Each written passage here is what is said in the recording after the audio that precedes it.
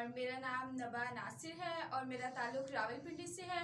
और इस जगह पर जहाँ मैं खड़ी हूँ, यहाँ पर हमारा एक घर में एक प्रेयर सेंटर है जहाँ हम हर वेडनेसडे को इबादत करते हैं और खुदावंद के नाम को जलाल देते हैं। बहुत से पास्टर साहिबान इधर आते हैं और खुदावंद के कलाम को शेयर करते हैं। हम शुक्रगुजार हैं इस बात के।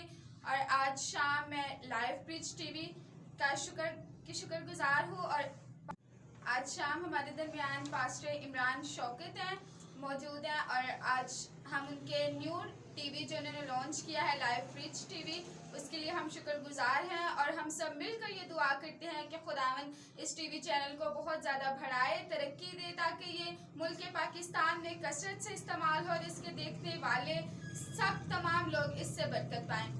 आमीन।